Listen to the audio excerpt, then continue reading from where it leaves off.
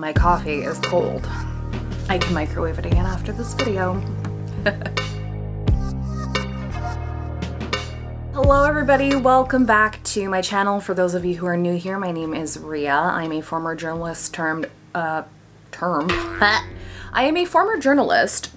marketing and PR comms pro. I wouldn't say pro because I'm still learning stuff, but there are some fundamentals of journalism that transpose nicely into marketing and comms and PR, but obviously I'm still kind of a baby in this industry. I recently gave a talk to a bunch of students at a local school, and one of the questions that came up was, how do you stay organized all the time?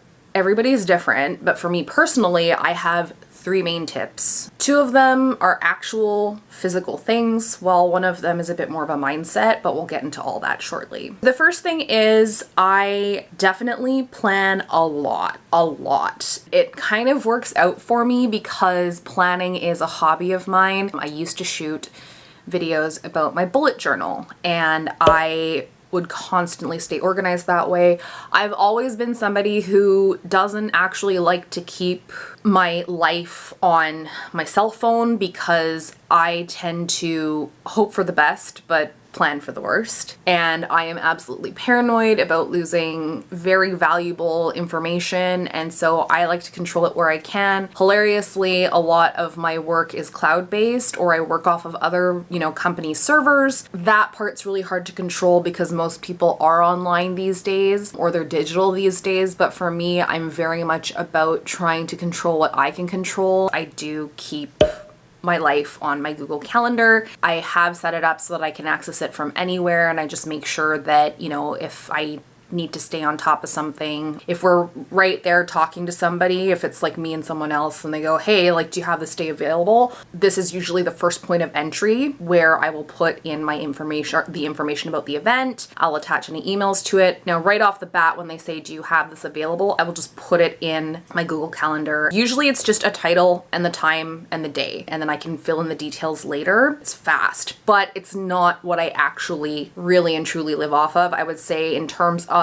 the utilization of my Google Calendar, I probably use it about 30% of the time. So I alluded to this at the beginning of this video or earlier on in this video, but like I said, I hope for the best and I plan for the worst. And I grew up in an era where Y2K was a thing and people stocked soup cans thinking that the end of the world was coming and everything was going to crash. And it really, while I am a big techie and I love playing video games and a lot of that is, interlinked in my personal life and my business life, I am still extremely paranoid about where technology could go.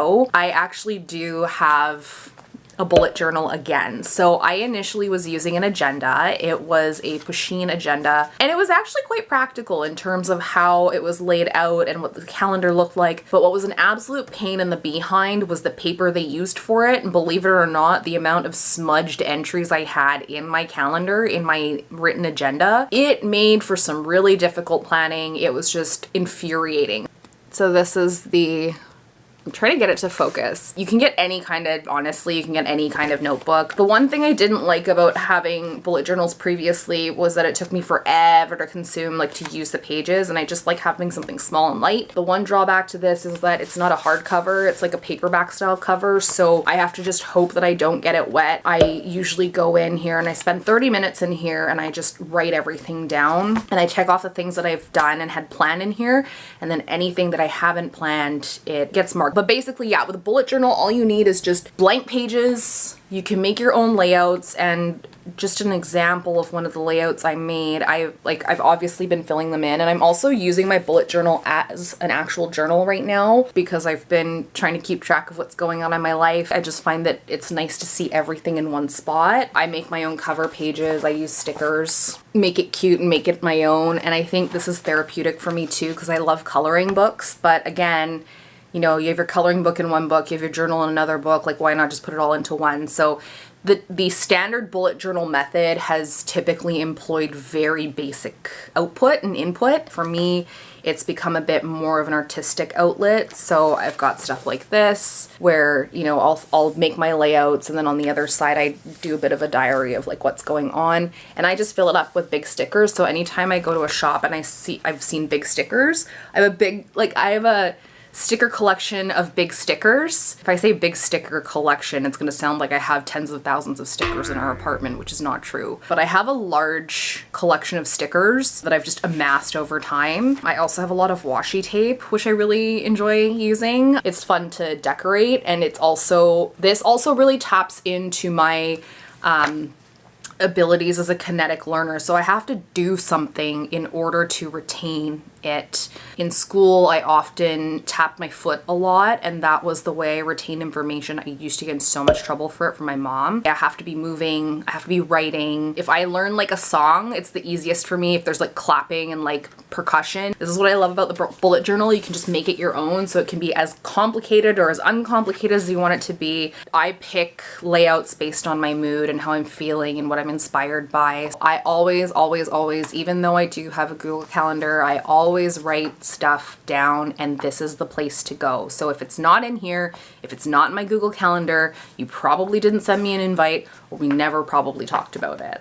Now, the last thing is, we all make mistakes, and I have had days where I'll put something in wrong in the calendar. I've had times where people are in different time zones, so their time zone goes in, the number is wrong, so it doesn't reflect like them being 2-3 hours ahead. Stuff like this just happens. The big thing when you're planning is to just use the mindset of trying, and that's part of being organized, right? So as long as you're doing your best, as long as you're trying your darndest to make sure that you are keeping track of what is due, your deadlines, your schedule, that's the best thing you can do. If something has been screwed up, or if something has to be moved, I am just straight up honest with that person or that group, and I have never had backlash for doing that because I know how organized I am, and I know that this system works for me. I'll just reach out and say, hey, you know, this was scheduled incorrectly. Is there any way we can fix this? And if we can't, then I usually reach out to the other person and go, hey, again, this was scheduled incorrectly. And you just have to do your best to navigate. And I find that 99.9% of people are accommodating because they understand. You know, especially if you're a freelancer or a contractor, there are so many things to do. There's so many things to juggle. What's really, really impressed me is sometimes if you have to meet with somebody about something and it's for a deadline, they'll be like, oh, thank goodness, I also needed that extension, so this kind of works out.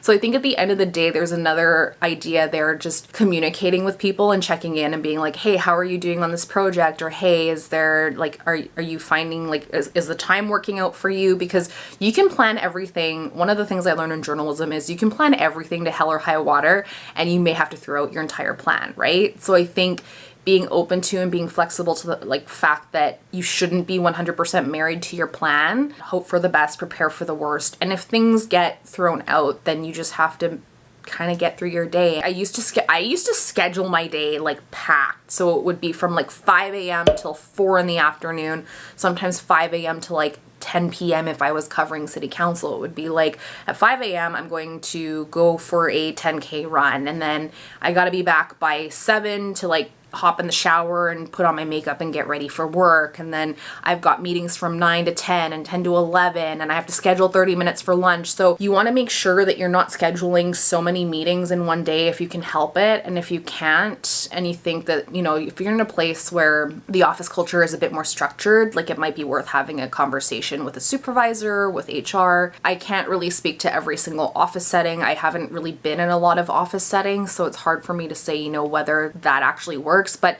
at the end of the day, the worst thing somebody could say is just no. Be open and honest about what your needs are, and be very realistic about your scheduling, because everyone tries to shove in so much stuff now, and there are people who think that if they have like a full packed busy schedule that makes them important. It doesn't. I think the way that you make more connections in your community, in your job, in your personal life is to manage your time properly and respect yourself, so that you're respecting other people, so that you can help yourself be the best version of yourself. If somebody comes to me like 2 days before and is like, hey, can we meet? but I've already planned my schedule like weeks in advance. That's just the way it is, unfortunately, and hopefully they'll know to reach out to me sooner. Oh, I didn't realize that your schedule was so packed. Well, sometimes it's just the way it is, you know, there's some sort of seasonal deadlines for things, and unfortunately that's just the way it is. And I've been guilty of doing the same thing where I'm like, hey, can we meet next week? I totally forgot I had this thing, and they're like, I've got something planned already. So it's just doing your best to navigate. Ask if you can. The worst that they can say is no, and definitely respect your own time so that you can respect others' time. That's pretty much it for me. I'm curious to know what you do to help yourself stay sane and like juggle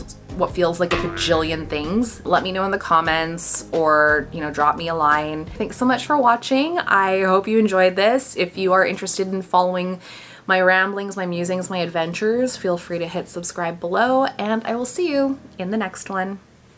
Bye!